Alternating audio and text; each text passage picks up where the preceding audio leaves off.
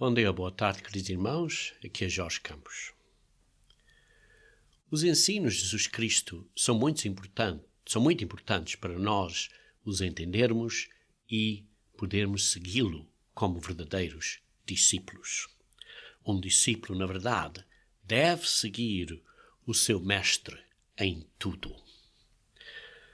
Nós tivemos a cobrir alguns dos ensinos de Jesus Cristo em sermões passados, descrevendo várias secções de Mateus.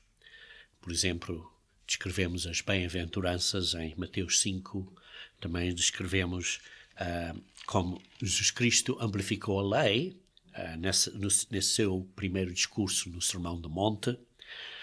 Também demonstramos vários princípios de gentileza e caridade que ele demonstrou nessa amplificação da lei, como orar e como jejuar, demonstrando também o que é importante na nossa vida, o que devemos buscar, e também nessa secção do Sermão do Monte, entre Mateus 5 a 7, Jesus Cristo também explicou que há dois caminhos de vida, o caminho da vida e o caminho da morte, que temos que escolher, e depois demonstrou que precisamos ter domínio próprio para praticar e produzir frutos quando seguimos o verdadeiro caminho.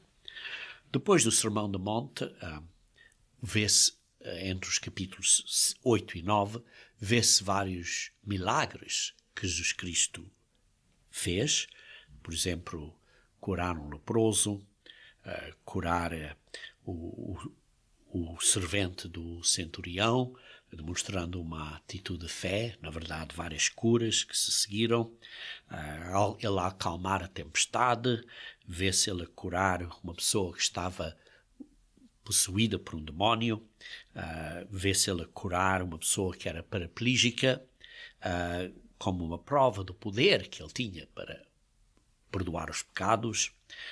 Vê-se ele a curar uma senhora que tinha uma hemorragia há vários anos, vê-se ele a ressuscitar a filha de Jairus, vê-se ele a curar cegos e mudos. E estes todos sinais e milagres entre Mateus 8 e 9 demonstram que ele é o Messias. Ele é, na verdade, aquele que foi ungido e que veio como uma missão do Pai para nos dar o caminho da salvação. Ele também demonstra como Deus quer misericórdia e não sacrifício, e então dá uma chamada ao arrependimento. Queridos irmãos, aí está um princípio muito importante que quero sublinhar aqui entre aspas, entre parênteses talvez, mais corretamente, é que às vezes vemos pessoas a fazerem coisas erradas e é fácil nós sermos críticos dessas pessoas.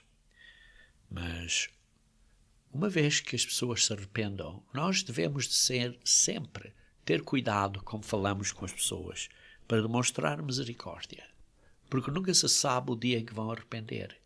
E não queremos ser um mau exemplo para que elas digam mal de nós, como cristãos. Precisamos ser sempre uma luz no mundo. Precisamos ser sal, mesmo para aqueles que estão a fazer coisas erradas. Aí está um princípio importante. Depois, Jesus Cristo, a partir de Mateus 10, descreve o seu segundo discurso, digamos assim, o seu discurso aos discípulos, e que demonstra aí, vê-se aí a chamada dele, dos apóstolos, e da missão deles, que eles tinham. Os apóstolos foram escolhidos por Jesus para serem suas testemunhas da sua ressurreição e para proclamarem o Evangelho, a Boa Nova. Depois vê-se aí 3 tipos de instruções ou ensinamentos que Jesus Cristo deu em Mateus 10. No versículo 5 a 15, vê-se o primeiro ensinamento, que são direções breves à missão dos apóstolos. missão temporária, e depois vê-se como algumas dessas responsabilidades foram mudadas, e isso cobri num sermão prévio. Também se vê onde eles foram enviados, o que dizer, o que deviam de fazer e como se deviam de conduzir. Depois do versículo 16 a 23, vemos o segundo conjunto de instruções, que, digamos assim, seriam avisos e das implicações, avisar aos apóstolos, aos discípulos, as implicações de pregar o Evangelho, de ser um exemplo, de ser uma luz, de ser um discípulo de Cristo. Porque disse que vão ser perseguidos, vão ter perseguições. E ele então explica que foram enviados como cordeiros, mas precisam de ser sábios. E por aí também avisou para terem cuidado com os homens, isto é, nomeadamente com o governo e com pessoas religiosas. Sim, muitas das perseguições dos verdadeiros cristãos vêm de pessoas que dizem que são religiosas.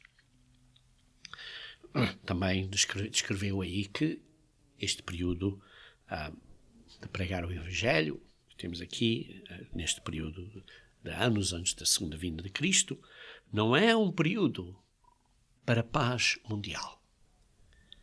E por isso está a dizer aos discípulos que têm que sofrer com Cristo.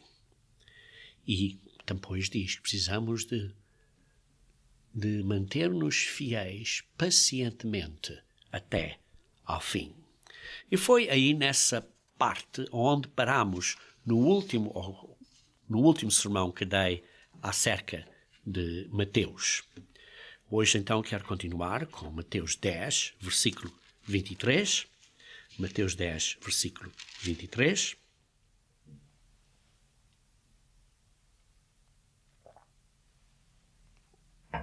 Que diz assim: quando, porém, vos perseguirem numa cidade, fugi para outra. Porque em verdade vos digo que não acabareis de percorrer as cidades de Israel, até que venha o Filho do Homem. Pensem bem. Não acabareis de percorrer as cidades de Israel, até que venha o Filho do Homem. Aí está um ponto importante, que as pessoas hoje em dia não entendem quem é Israel. Quem é Israel? Porque Jesus Cristo estava na Judeia. Estava a pregar aos judeus primeiro. E os discípulos, inicialmente, estavam a pregar na Judeia. Paulo, sim, foi aos gentios, mas inicialmente estavam na Judeia. Embora se vê que depois foram aos israelitas, que estavam dispersos no mundo. Então quem são esses israelitas? Infelizmente, o mundo hoje em dia, de uma maneira geral, 99,9% dos cristãos de hoje em dia não entendem quem é Israel. E por isso não entendem profecias acerca de Israel, não entendem, digamos assim, as profecias bíblicas quando fala acerca de Israel, porque pensam que Israel é somente o povo judaico. Mas o povo judaico era só a tribo do sul. Depois de Salomão morrer, como sabem, houve uma divisão em Israel e houve as tribos do norte e as tribos do sul. Do sul foi Judeia e no norte foi Israel, a casa de Israel. E a casa de Israel foi perseguida e se foi para o cativeiro pelos assírios no ano cerca de 721 antes de Cristo. 721 anos antes de Cristo. Mas Judeia continuou por mais 120, quase 130 anos, a continuar como uma nação na área que hoje chamamos a área da Terra Prometida, a área da Palestina. Judeia continuou lá por mais 130 anos. Queridos irmãos, 130 anos é muito tempo. Depois desses 130 anos, sabemos que Judeia foi também para o cativeiro, mas então depois foi para o cativeiro debaixo da Babilônia. Os israelitas tinham ido para o cativeiro debaixo da Síria. 130 anos depois, os israelitas foram para o cativeiro debaixo da Babilônia. Depois, quando estavam no cativeiro debaixo da Babilônia, houve profetas lá. Um deles foi o profeta Ezequiel. Ora, leiam comigo o capítulo 3 do profeta Ezequiel, do livro de Ezequiel.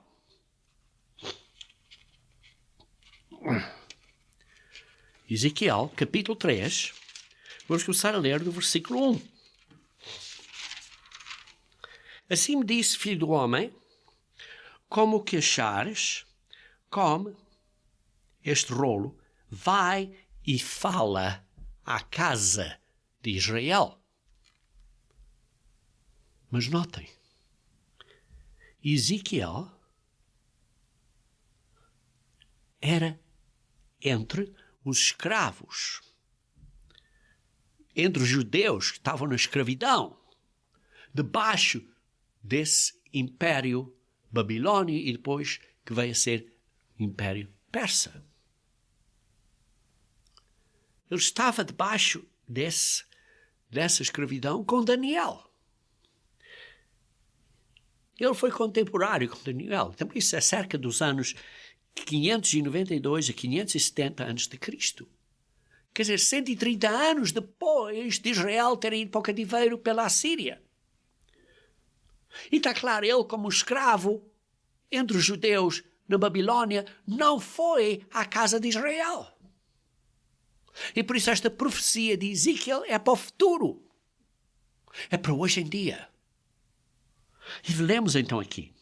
Então abri a boca e ele me deu a comer o rolo. E me disse, filho do homem, dá de comer ao teu ventre e enche as tuas entranhas deste rolo que te dou. Eu comi na boca e era doce como mel. Disse-me ainda, filho do homem, vai, entra na casa de Israel. Mas ele era um escravo, ou estava entre os escravos judeus em Babilônia. E diz-lhe as minhas palavras, porque tu não és enviado a um povo de estranho falar nem de língua difícil, mas à casa de Israel.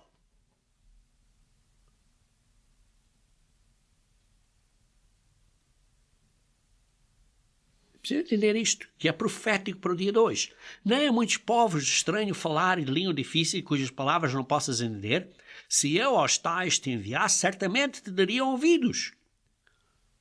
Mas a casa de Israel não te dará ouvidos, porque não me quer dar ouvidos a mim, pois toda a casa de Israel era fronte, obstinada e dura de coração. Queridos irmãos, nós temos um guia de estudo bíblico que prova conclusivamente que as nações como os Estados Unidos e a Inglaterra, nações de fala inglesa, são parte de Israel. E hoje em dia, a boa nova do Reino de Deus está a ser pregada à casa de Israel. E por isso, em Mateus 10, versículo 23, quando lemos aqui, diz, não acabareis de percorrer as cidades de Israel até que venha o Filho do Homem, até a segunda vinda de Cristo. Quer dizer que é a obra que a Igreja de Deus hoje em dia está a fazer como descendentes dos discípulos, dos apóstolos, como os verdadeiros discípulos de Jesus Cristo. Esta obra que temos que fazer de pregar a boa nova do Reino de Deus e que não vamos acabar de percorrer as cidades israelitas à volta do mundo até que venha Jesus Cristo. Muitas pessoas não entendem isto. E é importante entendermos isto, porque é uma missão para nós. É profético. E então, voltamos, continuando a ler no versículo 24. Então, este é o terceiro grupo de instruções que Jesus Cristo dá aqui em Mateus 10 aos discípulos. que representam princípios encorajadores acerca da missão de pregar o Evangelho do Reino de Deus e acerca do serviço de Cristo de uma maneira geral. Ou, noutras palavras, é uma instrução a dizer que o discípulo deve seguir o seu professor em tudo. Ou nós, como discípulos de Jesus Cristo, devemos de seguir o Mestre, que é Jesus Cristo, em tudo. Isso é que é a responsabilidade nossa, de sermos discípulos de Cristo, de praticar e viver o que Ele diz a nós para praticarmos e vivermos. Isto é muito importante, irmãos. Precisamos de nos tornar discípulos de Cristo, seguidores de Cristo. Seguir ao Mestre em tudo. E veja então aqui no versículo 24 e 25. O discípulo não está acima do seu mestre, nem o servo acima do seu senhor. Basta ao discípulo ser como o seu mestre e ao servo como o seu senhor. Isso basta. Aqui o mestre. Basta esforçarmos-nos para imitarmos o mestre. Ora, se chamaram Belzebu. Isto é o nome de demónios. Ao dono da casa, quanto mais aos seus domésticos. Se chamaram Jesus Cristo como um chefe de casa de demónios, quanto mais vão dizer isso a nós. Queridos irmãos, precisamos de nos treinar, sermos treinados perfeitamente como Jesus Cristo é. Precisamos de o imitar perfeitamente. Vejam, por exemplo, em Lucas, capítulo 6, versículo 40. Lucas 6, versículo 40.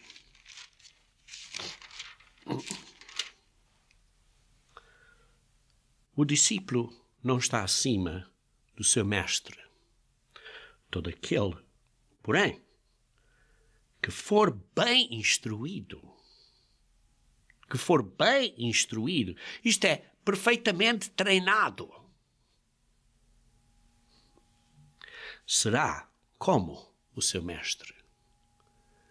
Queridos irmãos, essa é a nossa responsabilidade principal, de sermos como o nosso mestre.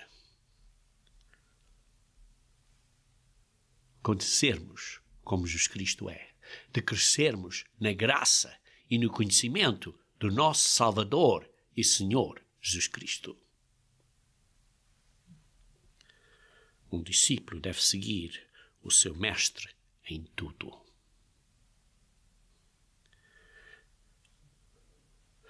E quanto mais imitamos o mestre, quanto mais as pessoas do mundo vão tratar-nos como trataram o mestre.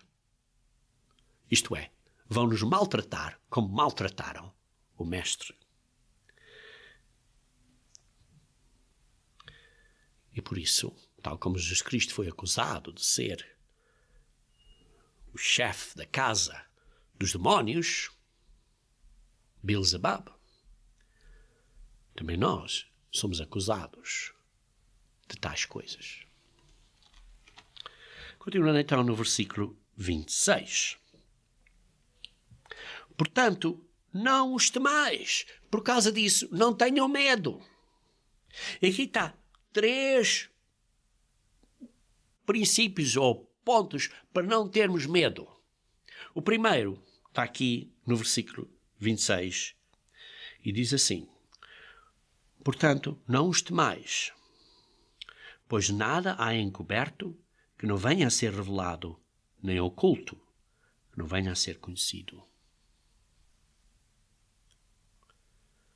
Esta é a primeira razão para não temermos, porque o dia do julgamento virá e tudo vai ser revelado. Tudo vai ser revelado. Vejam em Eclesiastes, capítulo 12. Eclesiastes, capítulo 12. Ao fim do livro de Eclesiastes, capítulo 12, versículo 14. Diz assim: porque Deus há de trazer o juízo,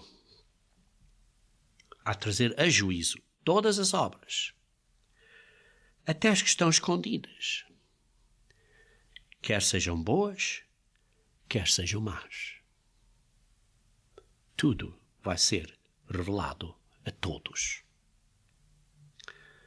Ora, o que está perdoado, está perdoado. Mas o que as pessoas estão a agarrar e a esconder vai ser revelado. Vejam também 1 Coríntios, capítulo 4. 1 Coríntios, capítulo 4. Versículo 5. 1 Coríntios, capítulo 4, versículo 5. Portanto, nada julgueis antes do tempo, até que venha o Senhor. Perdão.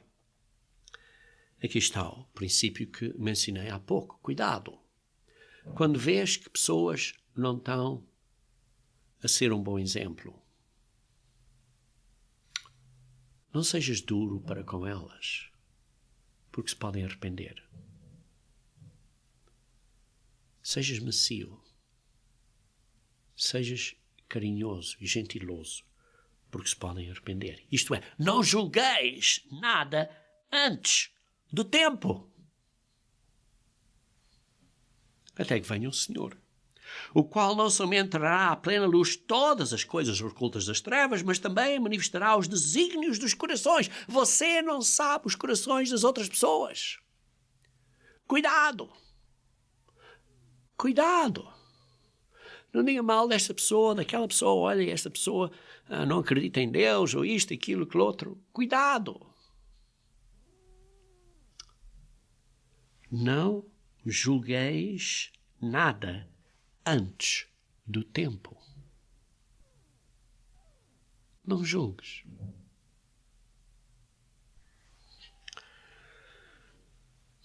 Como diz, estava a ler, mas também manifestará os desígnios dos corações. E então, cada um receberá o seu louvor da parte de Deus.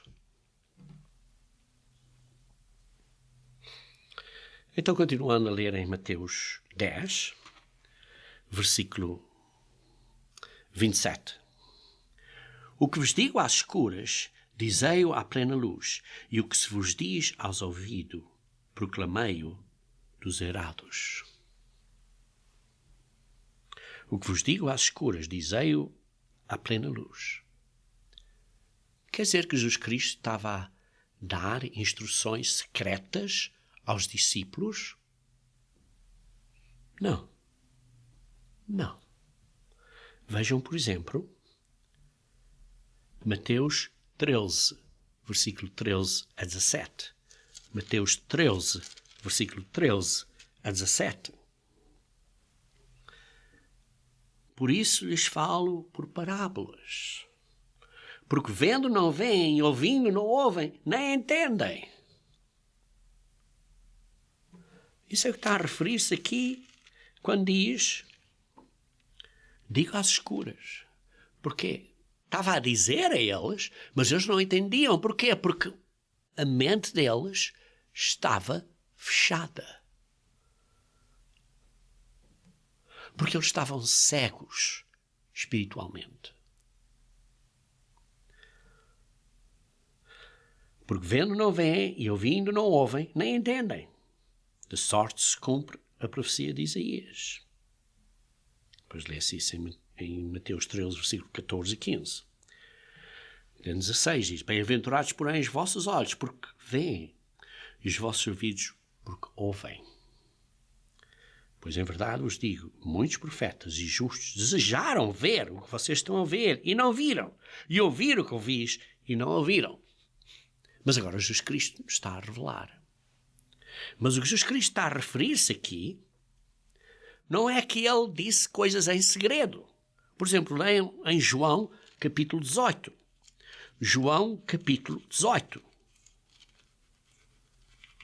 Queridos irmãos, ele não estava a dizer coisas em segredo.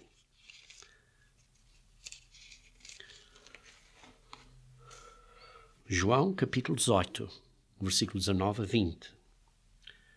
Diz assim: Então o sumo sacerdote interrogou a Jesus acerca dos seus discípulos e da sua doutrina. E declarou-lhe Jesus: Eu tenho falado francamente ao mundo, ensinando continuamente, tanto nas sinagogas como no templo, onde todos os judeus se reúnem, e nada disse em oculto, em segredo. Jesus Cristo não disse nada em segredo, em oculto.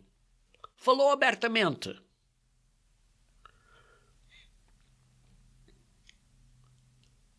O que Jesus Cristo estava a dizer a eles é que eles não entendiam porque não tinham o Espírito Santo. As pessoas não estavam a entender porque não tinham o Espírito Santo. Vejam em João capítulo 16, versículo 12 a 14. Tenho ainda muito que vos dizer, mas vós não o podes suportar agora. Mas quando vier, porém, o Espírito da verdade, ele vos guiará a toda a verdade. Porque não falará por si mesmo, mas dirá tudo o que tiver ouvido e vos anunciará as coisas que hão de vir. O Espírito Santo vos ajuda a entender a palavra de Deus. O Espírito Santo vos ajuda a entender a verdade. Vejam no versículo 14. Ele me glorificará, porque há de receber do que é meu e vou-lo há de anunciar. O Espírito Santo de Deus nos explica, nos ajuda a entender a verdade. Se nós não temos o Espírito Santo de Deus, não vamos entender a verdade. E o Espírito de Deus sempre glorificou a Deus. E aqui especificamente estava a falar de glorificar Jesus Cristo. E por isso que Jesus Cristo estava a dizer a eles aqui em Mateus 10, 27, é que diz: o que estou a dizer a vocês às escuras porque vocês não estão a entender, porque não têm o Espírito, alguns de vocês não têm. Mas quando receberem o Espírito e começam a entender isto, proclamem isso claramente às pessoas. Faça isso, falam isso de maneira que as pessoas entendam, tanto quanto podem entender. E aqueles que Deus abre a mente vão entender. Os que Deus não abre a mente, está claro, não vão entender até que Deus abra a mente deles. Com licença.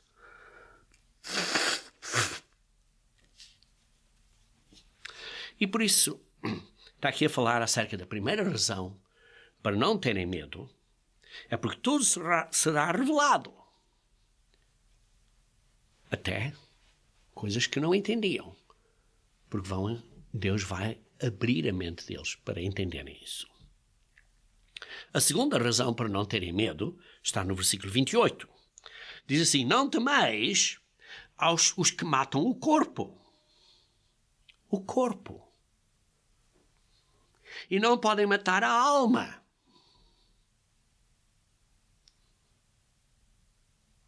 Temei antes aquele que pode fazer perecer no inferno tanto a alma como o corpo. Aí está um princípio muito importante. Muito importante. Porque, em primeiro lugar, Deus vai determinar quem é que tem a vida eterna e quem tem a morte eterna no fogo de Guiena. No inferno, como está escrito no original, o forno de Guiena, que é a segunda morte. Deus é que vai determinar quem tem a vida e quem tem a morte eterna. E Jesus Cristo não teve medo daquelas pessoas que mataram o seu corpo.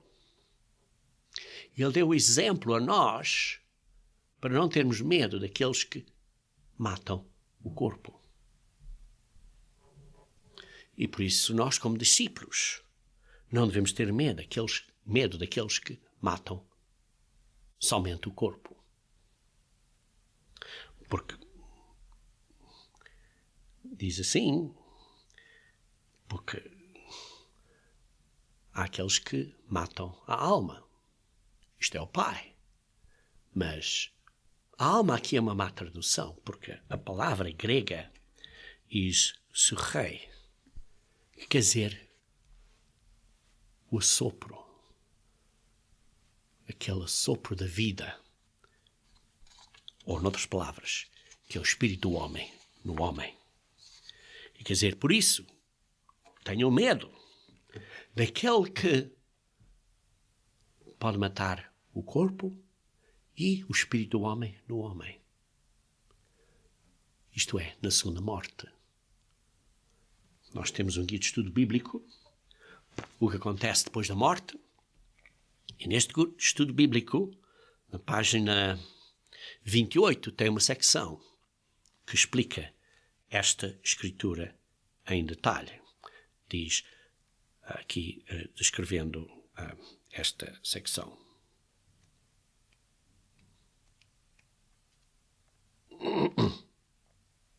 Perdão, isso parece que é nessa página. Mas, na página 14, desculpem, na página 14, Mateus 10, versículo 28, deste guia de estudo bíblico. A terceira razão para não terem medo está no versículo 29 a 31. Diz assim: Não se vendem 2 pardais por um asse, e nenhum deles cairá em terra sem consentimento do vosso Pai. E quanto a vós outros, até os cabelos todos da cabeça estão contados. Não temeis, pois, bem mais valeis vós do que muitos pardais. Aqui o princípio é: não precisam ter medo, porque o Pai valoriza você muito mais do que os pardais. Porque o valor dos seus servos, dos seus verdadeiros discípulos, é altíssimo perante o Pai. E por isso Deus não só está a determinar a vida e a morte, mas Deus cuida acerca dos detalhes pequeninos, como diz aqui, os seus cabelos. Detalhes pequeninos. Por isso, você esteja encorajado, porque Deus toma cuidado das coisas grandes na sua vida, a vida eterna, mas também toma cuidado das suas coisas pequeninas da sua vida. Lembrem-se que o propósito da criação, porque é que Deus criou o homem? Porque é que você nasceu? Foi para Deus compartilhar a vida eterna e a glória dele consigo como seu filho e filha. Vejam aqui em Romanos capítulo 8, versículo 18 a 23. Romanos 8, versículo 18 a 23. Porque para mim tenho por certo que os sofrimentos do tempo presente não podem ser comparados com a glória a ser revelada em nós. O que o Pai quer dar a você e a mim, esta vida eterna, esta glória de sermos da mesma forma de Deus, como filhos e filhas dele, é uma coisa que vai ser fantástica, que vai ser revelada em nós. Versículo 19. A ardente expectativa da criação aguarda a revelação dos filhos do homem. Toda a criação aguarda a revelação dos filhos de Deus. A revelação dos filhos de Deus. Pois a criação está sujeita à vaidade, não voluntariamente, mas por causa daquele que a sujeitou, na esperança de que a própria criação será redimida do cativeiro da corrupção para a liberdade da glória dos filhos de Deus. Porque sabemos que toda a criação, a um só tempo, geme e suporta angústias até agora. Sim, gememos e suportamos angústias até agora. E não somente ela, a criação, mas também nós que somos ou que temos as primícias do Espírito. Igualmente gememos em nosso íntimo, aguardando a filiação. Devemos ser filhos, não é a adoção, mas a filiação, a redenção do nosso corpo, isto de físico para espiritual.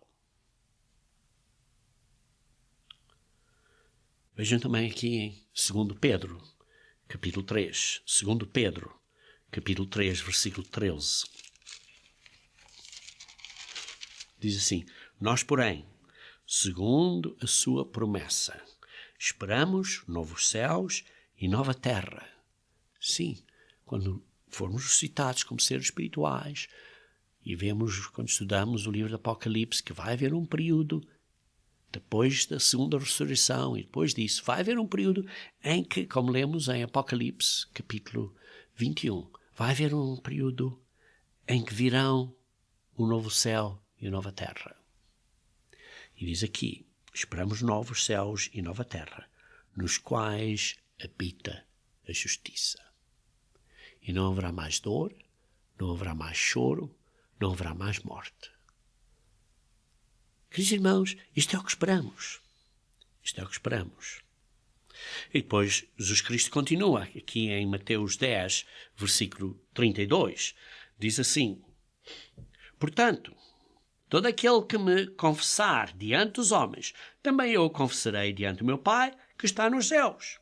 Mas aquele que me negar diante dos homens, também eu o negarei diante do meu Pai que está nos céus. Aqui está uma justa recompensa. O que colhemos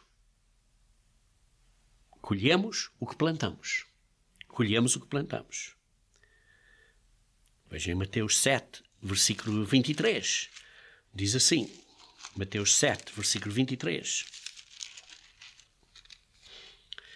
Então lhes direi explicitamente, isto é, eu vou professar, vou dizer a eles, vou confessar explicitamente, nunca vos conheci. Apartai-vos de mim, os que praticais iniquidade. Vai declarar claramente. E aqui está o princípio, nós quando confessamos estamos a declarar claramente, estamos a professar claramente. Vejam, por exemplo, João 9, versículo 22. João 9, versículo 22.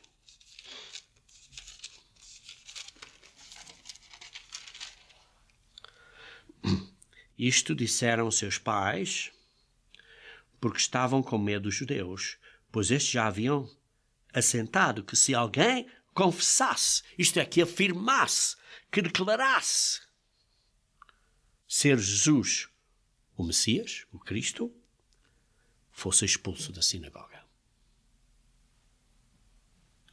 Vê-se aqui que confessar é declarar claramente. É dizer bem claramente. Queridos irmãos, Jesus Cristo é o nosso sumo sacerdote. Ele é o Melquisedeque, está nessa ordem de Melquisedeque. E ele disse em João 14, versículo 6. João 14, versículo 6. Disse, respondeu Jesus, eu sou o caminho e a verdade e a vida. E ninguém vem ao Pai senão por mim. Lembra-se quando Moisés perguntou qual é o teu nome? Ele disse, eu sou. Ele disse, eu sou o caminho e a verdade e a vida. E ninguém pode ir ao Pai sem ser por meio de Jesus Cristo. Vejam Atos capítulo 4, versículo 12. Atos capítulo 4, versículo 12.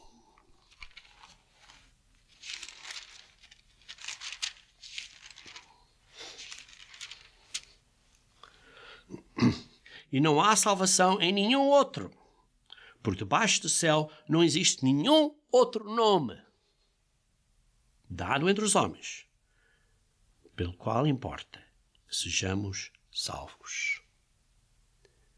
Mas pelo nome de Jesus Cristo. 1 Timóteo, capítulo 2, versículo 15. 1 Timóteo, capítulo 2, versículo 15.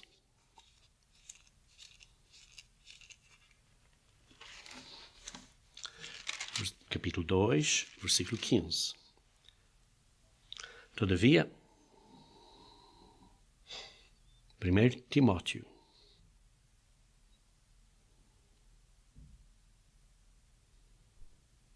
parece que tenho o versículo incorreto aqui.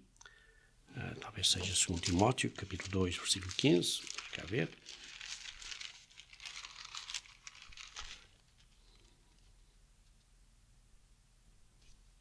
Bem, é uma escritura que julguei que fosse esta, mas é que diz que não há outro mediador. Só há um mediador. É tudo por meio. Capítulo 2, versículo 5, não é 15, versículo 5.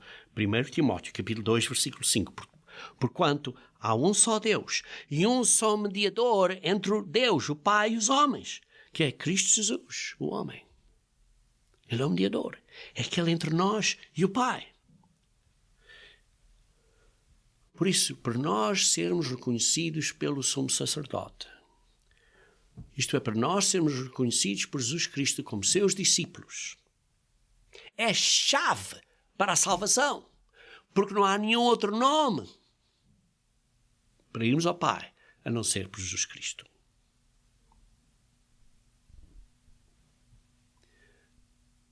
Não há salvação sem Jesus Cristo nos abrir o caminho.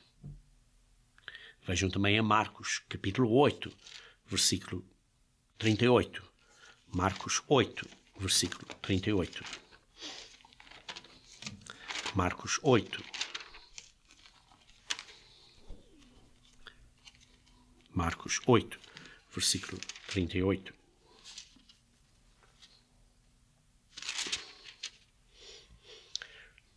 Por qualquer que, nesta geração adúltera e pecadora, se envergonhar de mim, isto é, não confessar que Jesus Cristo é Jesus Cristo, que é o nosso Salvador, que se envergonhar de mim e das minhas palavras, também o Filho do Homem se envergonhará dele, quando vier na glória de seu Pai com os santos anjos.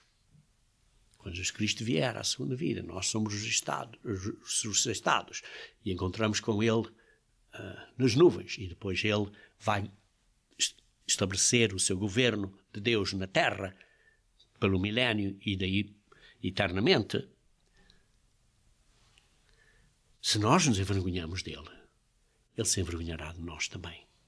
Mas se nós confessarmos a Ele, Ele nos vai confessar ao Pai também.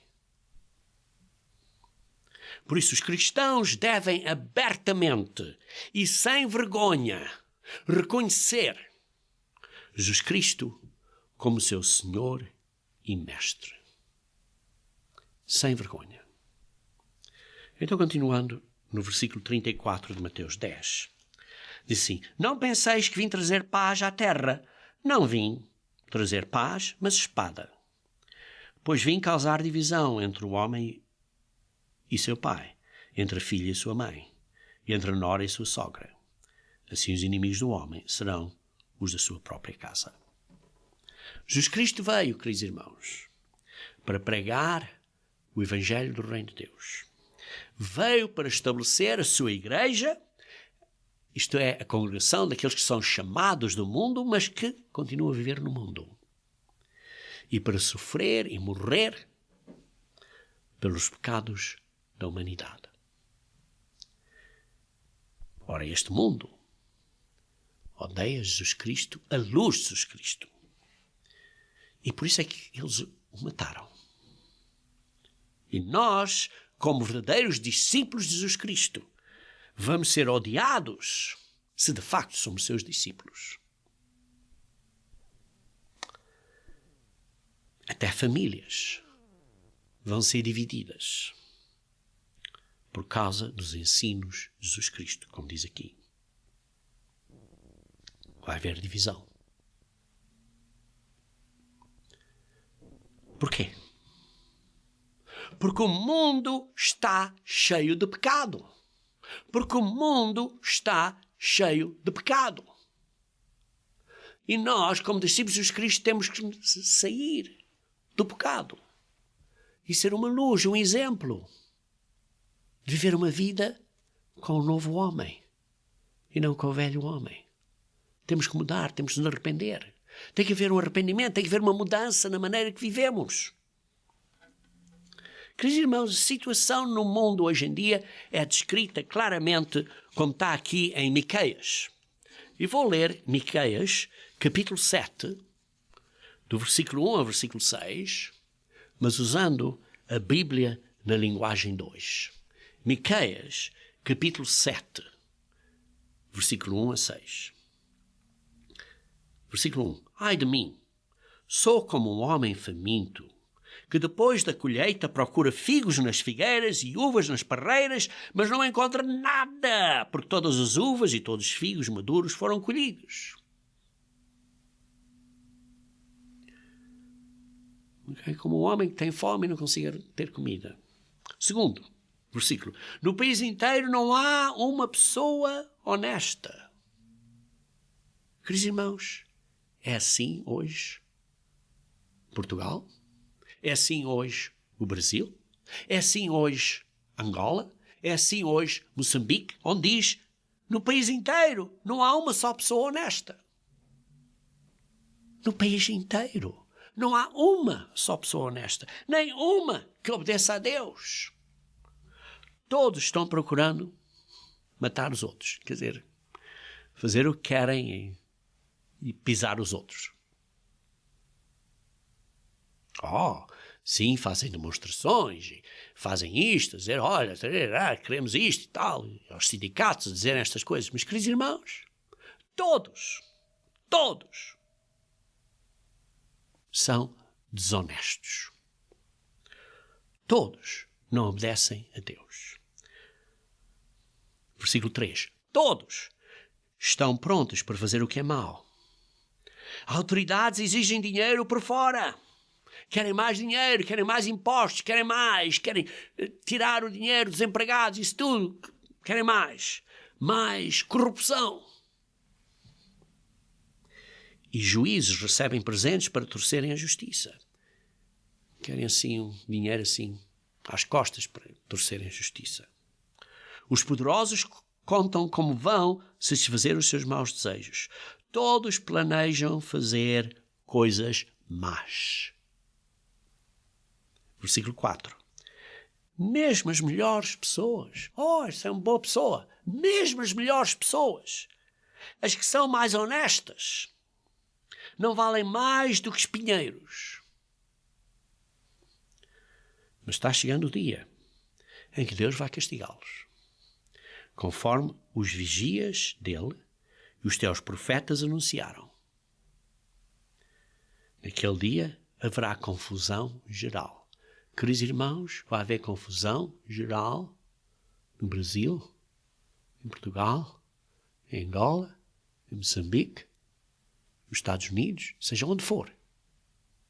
Na China, vai haver o dia de juízo, o dia de julgamento. A vinda de Cristo vai pôr isto tudo direitinho. Versículo 5. Não acreditem nos vizinhos, nem confiem nos amigos. Cada um tome cuidado até com o que diz à sua mulher. Cuidado. Versículo 6. Pois hoje em dia os filhos desprezam os pais, as filhas desobedecem às mães e as noras brigam com as sogras.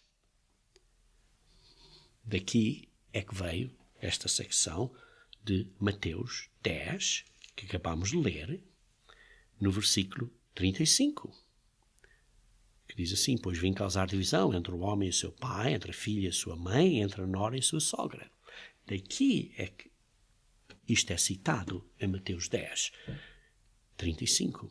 Pois hoje em dia os filhos desprezam os pais, as filhas desobedecem às mães e as noras brigam com as sogras e os piores inimigos de qualquer pessoa são os próprios parentes. Queridos irmãos, vivemos em horas difíceis.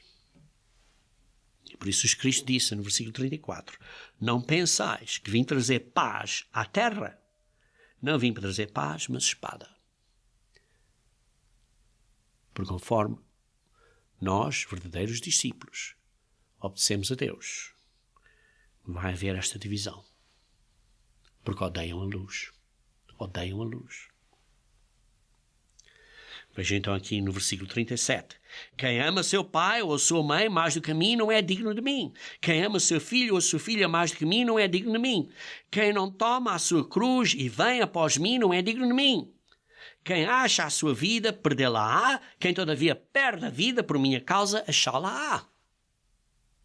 Queridos irmãos, isto é parte de umas instruções importantes que nós consideramos e ajudamos os cristãos quando damos um conselho pré-batismal, que é que as pessoas têm que entender, e usamos Lucas 14, versículo 28 a 33, para contarem o custo, e precisamos de explicar às pessoas que têm que ser ensinadas por Jesus Cristo, porque um discípulo tem que ser ensinado por Jesus Cristo, e esse discípulo tem que ter como um verdadeiro cristão, tem que entender esta condição que precisa ser mais leal a Deus do que à sua própria família. Mais leal a Deus do que à sua própria família. E por isso é que diz, no versículo 38, quem não toma a sua cruz e vem após mim não é digno de mim. Que é essa cruz?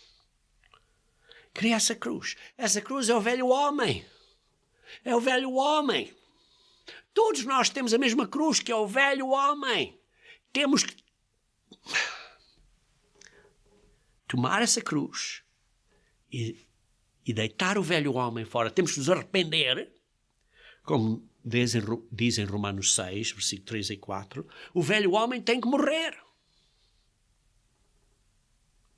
Nós somos crucificados com Cristo, como Paulo diz em Gálatas 2, versículo 18 a 21. Somos crucificados com Cristo como? O velho homem é crucificado, é morto na água batismal. Isso é o compromisso que fazemos quando somos batizados. Ou pessoas perguntam, olha, vou ter que ser batizada? Queridos irmãos, muitos de vocês que foram batizados não entenderam o compromisso que deviam ter feito. E por isso Deus não reconheceu esse batismo, porque não entenderam o compromisso que deviam ter feito. Não fizeram uma promessa que iam obedecer às leis de Deus, que iam obedecer aos sábados, que iam obedecer aos dias santos, não que deviam guardar as carnes limpas e cuidar de não comer as carnes imundas, esses princípios de Deus. E muitos mais. Não reconheceram que precisaram mudar o velho homem. E por isso, em muitos casos, esse batismo não é válido. Porque não entenderam o compromisso que deviam estar a fazer. É como se você fizesse um contrato para comprar um carro e a pessoa que está a vender o carro diz, olha, o contrato diz que requer que você pague R$1.000 por mês. Mas você não entende que tem que pagar R$1.000 por mês, ou seja, qual é o preço do carro por mês. Esse contrato é inválido. Porque você não fez o contrato que o Pai quer que você faça. Isto é a nova aliança. A nova aliança.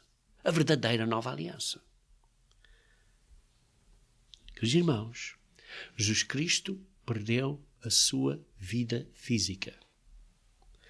Como discípulos, nós devemos estar prontos a fazer o mesmo, pelo menos, perder o velho homem. Pelo menos, perder o velho homem. Por isso é que diz, precisamos ser renovados de dia a dia. 2 Coríntios capítulo 4. 2 Coríntios capítulo 4, versículos 16 a 18. 2 Coríntios capítulo 4. Versículos 16 a 18. Por isso não nos animamos. Pelo contrário, mesmo que o nosso homem exterior se corrompa, Contudo, o nosso homem interior se renova de dia em dia. Isto é, o velho homem é morto, é crucificado com Cristo e temos que pôr o novo homem. Isso é cruz que todos nós temos que pôr, carregar e deitar fora o velho homem. O físico é temporário, queridos irmãos. O corpo físico é temporário. Então, continuando em Mateus 10, versículo 40, diz assim: quem vos recebe a mim, me recebe. E quem me recebe, recebe aquele que me enviou.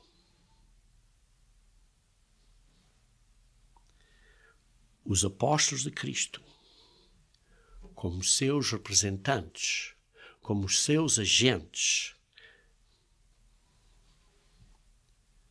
têm que respeitar a Cristo. E por isso, quando respeitamos a Cristo, respeitamos Deus. Igualmente, as outras pessoas têm que respeitar os discípulos, os apóstolos, os ministros de Jesus Cristo.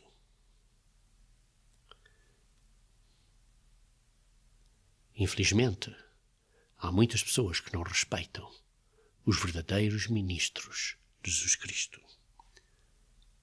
Hoje em dia há uma grande falta de respeito no mundo. E por isso, desde assim, em Mateus capítulo 5, versículo 10 a 12, diz assim: bem-aventurados os perseguidos por causa da justiça, porque deles é o reino dos céus. Bem-aventurados sois quando, por minha causa, vos injuriarem e vos perseguirem e, mentindo, disserem todo mal contra vós. Regozijai-vos e exaltai, porque é grande o vosso galardão nos céus. A dizer, se vocês vão ser verdadeiros discípulos de Cristo, vão ser perseguidos. Vão ser perseguidos. Mas bem-aventurado é você por Deus, porque vai receber um galardão. Então, continuando Mateus 10, versículo 41. Quem recebe um profeta no caráter de profeta, quem recebe um ministro de Jesus Cristo no caráter de ministro de Jesus Cristo, receberá galardão do profeta, galardão do ministro de Jesus Cristo. Quem recebe um justo no caráter de justo, receberá o galardão de justo. E quem der a beber, ainda que seja um copo de água fria, a um destes pequeninos, por este ser meu discípulo, por este ser meu discípulo, em verdade vos digo que de modo algum perderá o seu galardão. Queridos irmãos, Jesus Cristo está a falar de galardão. O que é um galardão? Galardão não é vida eterna. Galardão é um galardão de acordo com as suas obras. Vejam aqui em Apocalipse 22, 12. Apocalipse 22, 12.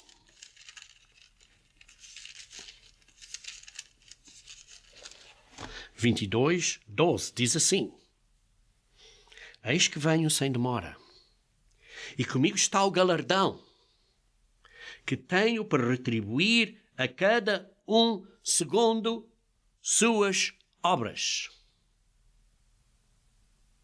Galardão é uma recompensa de acordo com as suas obras. A vida eterna é um dom, não é um galardão, é um dom de graça. Mas está a falar aqui de um galardão, de acordo com as suas obras. Vejam 2 João 8. 2 João 8. 2 João 8. Acautelai-vos, para não perderes aquilo que temos realizado com esforço, mas para receberes completo galardão. Cuidado, não percas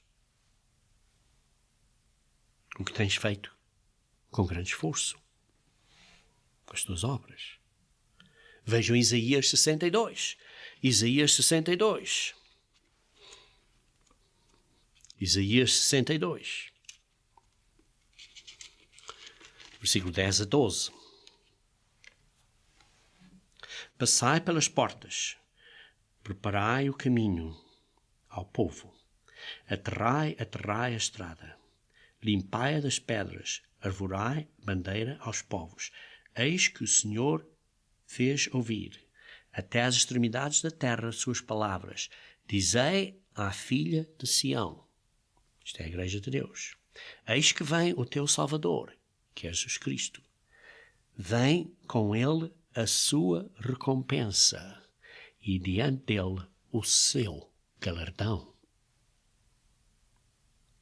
Chamar-vos-ão povo santo, redimidos do Senhor, e tu, Sião, serás chamada, procurada, cidade não deserta. Queridos irmãos, o galardão vem com Jesus Cristo, quando Jesus Cristo vier, como Salvador. Então, o que é este galardão? Vocês lembram-se da parábola de Lucas 19, 11 a 27, das minas, que é basicamente um ordenado de 3 meses, e diz que um foi dado mina e produziu 10 vezes mais, e por isso recebeu um galardão de 10 cidades. O outro produziu 5 vezes mais e recebeu um galardão de 5 cidades. E o outro não fez nada, escondeu. E perdeu essa mina.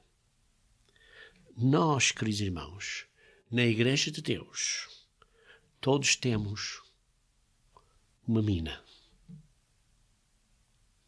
Quando recebemos a porção do Espírito Santo de Deus, após o batismo e a imposição das mãos. Agora, depois disso, temos que crescer na graça e no conhecimento de Jesus Cristo, enquanto estamos na terra a viver e a arrepender, e estamos neste círculo virtuoso de crescimento e de prática e de vencer as fraquezas da carne. E depois seremos recompensados. Será-nos dado o galardão de acordo com a nossa obra. Isto é, de acordo com o nosso crescimento espiritual, na graça e no conhecimento de Jesus Cristo. Queridos irmãos, isso não é salvação. Não estou a falar da salvação. Salvação é de graça, é gratuita. Estou a falar do galardão, que é diferente.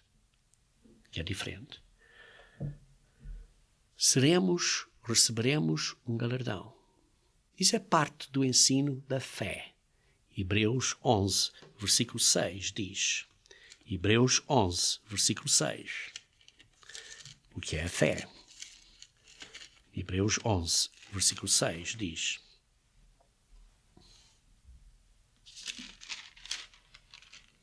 De facto, sem fé é impossível agradar a Deus. Porquanto é necessário que aquele que se aproxima de Deus creia que Deus existe e que se torne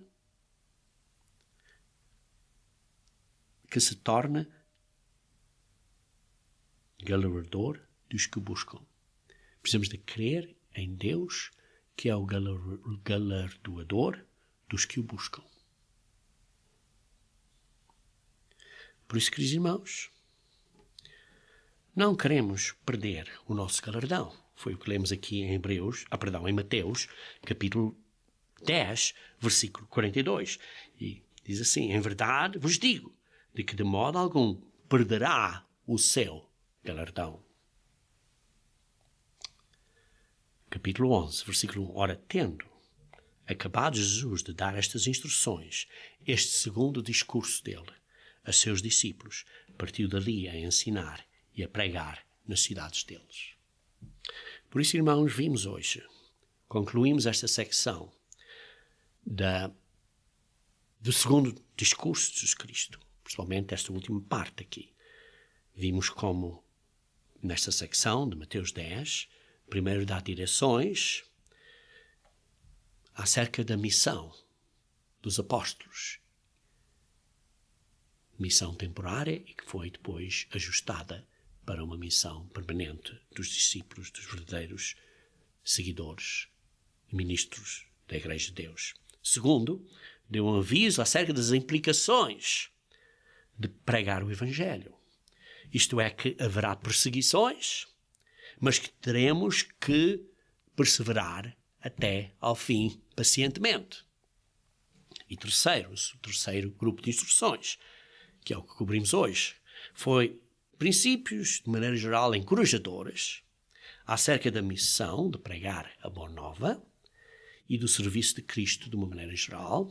Isto é, que não devemos ter medo, que o discípulo tem que seguir o seu mestre em tudo e que ele será recompensado de acordo com as suas obras à vinda de Cristo.